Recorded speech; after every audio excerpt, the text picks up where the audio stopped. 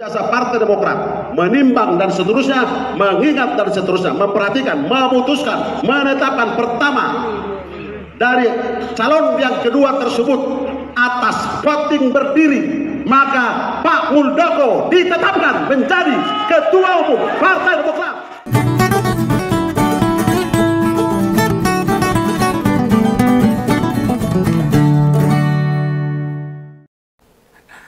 Kalau tak rasa-rasakan ini kabinetnya Pak Prabowo, yang di bawah kepemimpinan Pak Prabowo, menteri-menteri ini kok malah terkesan sakar PDW, bebas bermanuver politik. Ya, pokoknya yang terpenting jangan kelihatan buat membangun citra diri untuk nyerang menteri yang lain. Nah ini kalau menteri saling menyerang kepiye, apalagi nyerang presiden. Oh, bisa bahaya nih kalau gini. Kalau sang pembantu presiden mau cuci tangan, merasa tidak tersangkut perkara atau menyerang mantan presiden, ini bakal dibiarkan. Dan kita sebagai rakyat bisa menarik kesimpulan. Secara perlahan namun pasti Prabowo dan Jokowi bergerak menjauh. Ya semakin jauh lah. Jadi begini. Ini begawan tangkap. Saya amati dari dua pernyataan Mas AHY sebagai Menko Infrastruktur dan Pemukiman Wilayah. Kurang dari 2 minggu ada 2 statement yang bagi Om Begawan jadi kesempatan ngebalas dendam kelihatannya. Menumpahkan balasan, membangun persepsi. Bila pemerintah sebelumnya itu ya baik-baik banget. Nah, lontaran Bung AHY ini terbukti tidak mendapatkan teguran sama sekali itu dan tidak dipersoalkan. Artinya no problem bagi Pak Prabowo. Lu mau nyerang pemerintahan yang dulu silahkan, atau nyerang mantan presiden ya sak karepmu. Lah buat anak buahnya nyenggol mantan presiden, dilihat dari durasi atau waktu antar pernyataan, kan deket banget itu. Sebelum bicara tanggal 21 Januari kemarin itu melontarkan serangan kembali. Dan jelas banget tuh apa yang dikatakan di 2 peristiwa itu identik bener sama mantan presiden.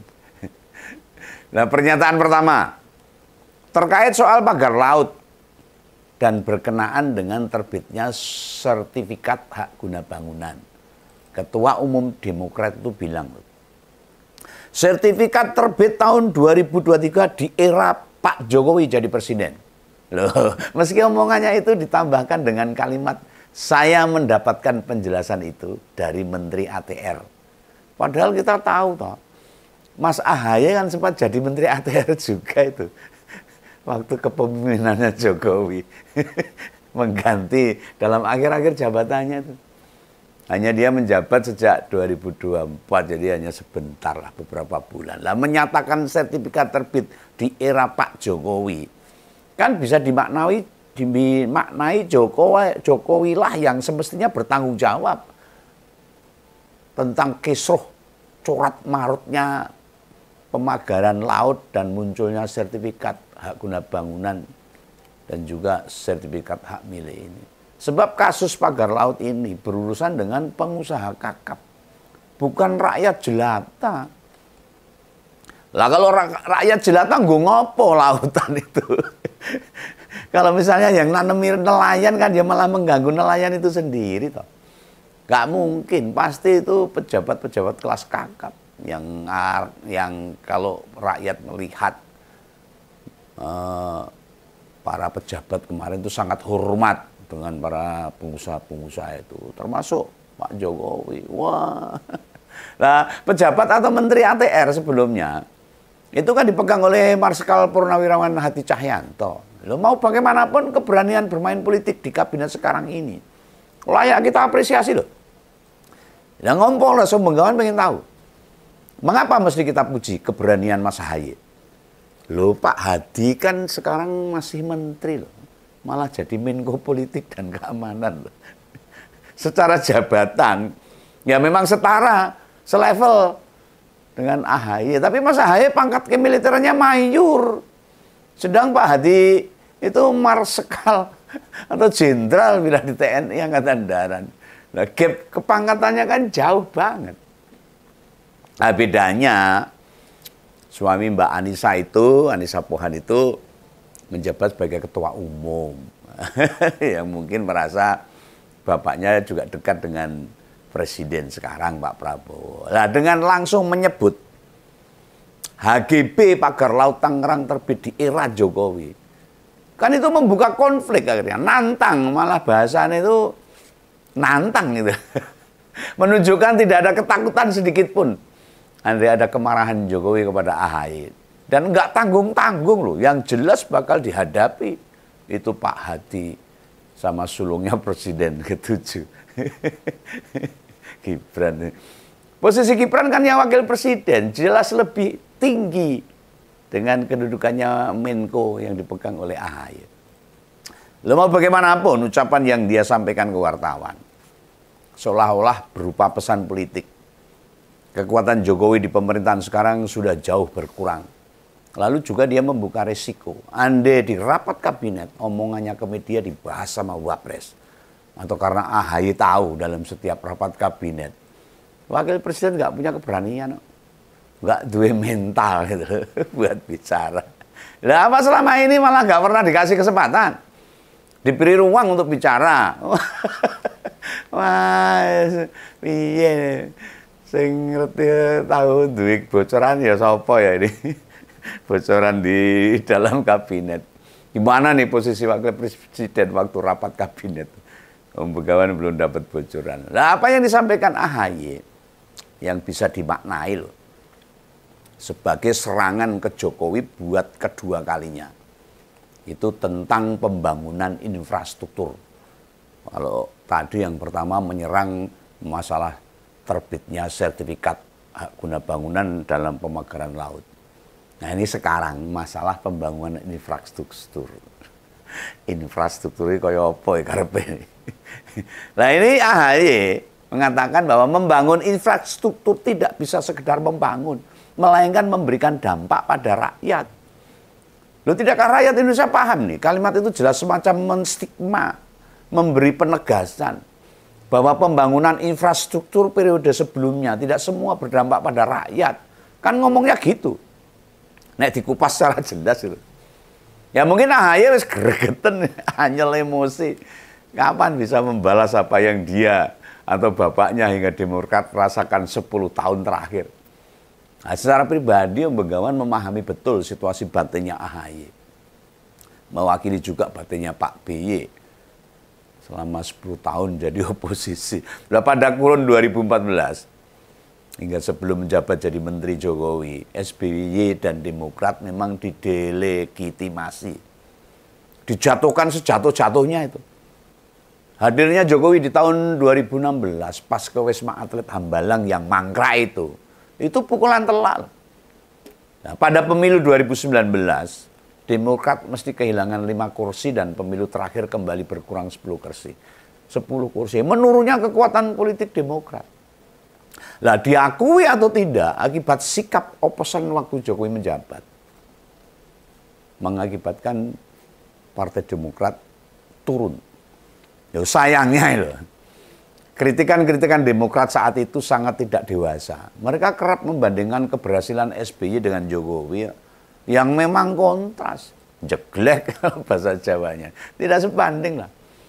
Nah, menurut Om Begawan, serangan ke pemerintah lebih banyak emosional waktu itu dan menimbulkan kerugian sendiri ke Demokrat. Ya, tapi itulah sebuah harga yang mesti dibayar oleh politisi newbie, politisi baru.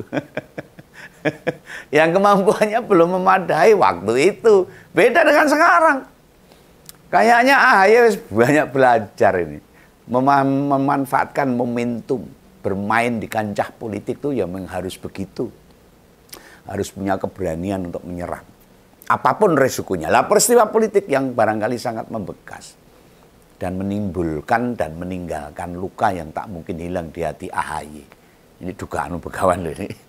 Cuma prediksi aja loh. Nggak ngarang. Itu pas Jokowi berupaya ambil alih Demokrat. Wah itu sakit itu. Saat itu Partai Bintang Biru 5 Sisi itu diguncang dengan KLB. Dan upaya kudeta ditempuh secara serius. Penguasa itu mengirimkan mantan Panglima TNI loh. Dan sebagai kepala staf kepresidenan. Buat jadi ketua umum Demokrat versi KLB. Langkah politik itu mempertontonkan betapa Jokowi beneran kejam untuk menghabisi Demokrat. Tak menyisakan penghormatan sama sekali buat presiden ke-6. Meski waktu dikonfirmasi wartawan, penilaian ada kepentingan kekuasaan. Buat ambil Demokrat jelas dibantah. Ya pasti. Lah AHY tentu bersyukur dan pantas berterima kasih pada PDIP.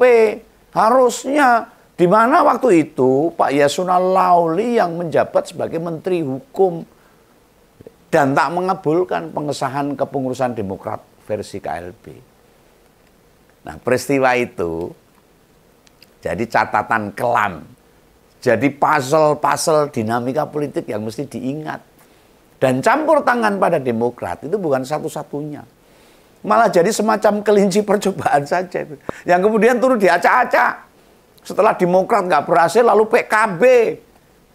Lewat rencana muktamar luar biasa. Lalu PSI yang ketua umumnya berpindah langsung ke Kaisang, anak bungsu Jokowi, hanya dalam waktu 3 hari. Dan yang sangat tragis diporak-porandakan itu ya Golkar. Ketua umumnya mundur tanpa alasan yang jelas. Entah itu tersandera atau entah itu ada bargaining politik, saya nggak tahu. Yang jelas Pak Erlangga Hartarto mundur tanpa alasan. Nah pasti ada Kompolres berpikir, bila memang Jokowi tidak menghendaki Demokrat, kenapa AHY diajak bergabung? Oh, ini pertanyaan mungkin. Pertanyaan. Kita ini kalau sebagai penggemar politik, kayak nggak tahu saja apa yang dilakukan Jokowi. AHY kapan jadi menteri?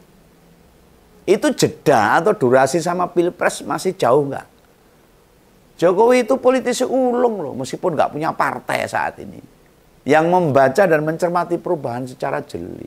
Nah, munculnya koalisi perubahan yang mengusung capres sendiri itu berpotensi jadi oposisi. Yang bisa membahayakan Gibran. Tahu maksudnya? Demokrat bisa oposisi gabung PDIP kan repot nanti. AHY menerima pinangan dah jadi Menteri ATR BPN itu ya bagian strategi. Dia tahu masa jabatan Jokowi tidak akan lama. Bila tidak bersedia masuk pemerintahan, Demokrat di pemerintahan Prabowo Gibran bisa tak peroleh kursi kabinet.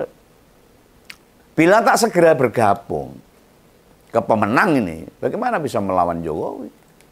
Ya gitulah kira-kira analisanya. Dan kita bisa buktikan di masa-masa yang akan datang, di waktu-waktu ke depan dengan makin matangnya AHY dalam berpolitik, bermanuver dan juga mencermati langkah-langkah politik lawan dan sebagainya. Jangan harap dirinya diam saja. Oh enggak. Ditambah posisinya sekarang kan lumayan strategis sebagai Menko. AHY paham betul loh kapasitas intelektual dirinya dengan Gibran. Iya sangat jauh. Selain itu posisinya sebagai ketua umum partai, legitimasi politiknya jelas lebih tinggi. Namun demikian pria yang bergelar doktor ini juga pembelajar yang baik. Dia suka membaca. Dia tidak akan gerusa-gerusu, teledor, nyerang bertubi-tubi, enggak. Tanpa memperhatikan kekuatan yang dimiliki loh. AHY itu jelas lebih cerdas. Sehingga dia tahu mesti menimbang betul momentum-momentum seperti apa yang bisa digunakan buat menyerang lawannya. Dan saat kapan dia menahan diri, dia sudah menghitung. Mau bagaimanapun, kekuatan atau pengaruh Jokowi di kalangan bawah masih lumayan rancep kok. Loh kakaknya Ibas ini juga menilai dengan hati-hati loh. Tidak memakai semua isu buat nyerang lawan politiknya. Dan saat ini lawannya Demokrat siapa? Lawannya AHY siapa? Emang PDIP? Enggak. Justru AHY sangat berterima kasih dengan PDIP sampai saat ini. Kalau menurut Begawan loh, lawannya Demokrat, lawannya AHY itu yang pernah akan menghancurkan Demokrat, yaitu Jokowi itu sendiri. Nah, dia akan menyerang menggunakan peristiwa yang memang secara posisi kuat di mata presiden atau jadi perhatian rakyat. Serta isu infrastruktur menunjukkan kejeliannya. Dalam memanfaatkan momentum loh. Selain pagar laut itu, dia menyerang dengan infrastruktur yang dulu dibangun zamannya Jokowi. Bagi Om Begawan, mestinya Mas Ahaye tidak tempur sendirian, harusnya loh. Kan punya banyak anak buah tuh, suruh mereka juga turun tuh. Ambil peran itu kader-kader Demokrat dan memanfaatkan isu-isu yang sekarang lagi belerah. Di soal apapun, banyak itu. Nah kalau Ibas adiknya diam saja di DPR, ya biarkan saja, memang kapasitasnya atau kemampuan politik hanya segitu. Minta itu Bung Jensen, Sitaan Daun, atau Dede Yusuf. Herkasi Mahendra itu kan bagus. Herman Hairon. Banyak bersuara itu orang-orang vokal di Demokrat. Bila dibandingkan periode pemerintah sebelumnya, posisi politik Demokrat sekarang jelas punya kekuatan. Menempatkan 3 menteri, 1 wakil menteri. Harus dimanfaatkan dengan optimal itu. Nah kini saatnya AHY mengambil penuh nahkoda partai. Pak BY memang sebaiknya biar beristirahat. Lalu si anak menunjukkan kemampuan politiknya. Nah, masa jabatan Prabowo baru saja usai 100 hari loh. Dan masih panjang perjalanannya, masih adoh itu. Dengan melihat geliat-geliat Demokrat ini, soliditas kabinet sebenarnya tidak utuh. Banyak terjadi kotak-kotak. Gerombol sana, gerombol sini. Kayaknya mereka terpecah jadi 2. Yang masih gandul total ke Jokowi, hingga yang anti Jokowi. Nah, Prabowo sendiri tidak akan pernah memperlihatkan dirinya benar-benar anti. Sebab dia tahu, banyak mata-mata di sekelilingnya Prabowo. Nah, Pak Prabowo, AHY, Marwarar, Fadlizon, dan yang anti Jokowi bukan tidak bisa menyingkirkan anasir-anasir Jokowi. Tetapi semua harus dilakukan dengan cantik. Ya, harus mengimbangi cara-cara bermanuver Jokowi itu sendiri. Di kabinet ada 2 kubu, yang gandul Jokowi dan anti Jokowi. Ini masyarakat pasti paham kalau seperti ini. Lah langkah mereka yang pertama, pasti akan ngunci mati itu wakil presidennya. Terlihat bisa berjalan efektif. Komposisi menteri-menteri yang beragam berasal dari banyak partai. Justru ujian nyata ini. Bagaimana bermain cantik dan memanfaatkan siapapun di sana. Dinamika pemerintah termasuk program-program presiden mesti jadi kendaraan yang bisa dipakai. Bukan hanya untuk membangun kekuatan, tetapi juga buat memukul lawan. Kita lihat. Apakah Gibran putra Jokowi atau AHY putra SBY yang kelak akan memenangkan pertarungan di tahun 2029. Ini pesan Om Begawan. Oke ya, salam Begawan, salam ngumpul. Jangan lupa subscribe. Dadah.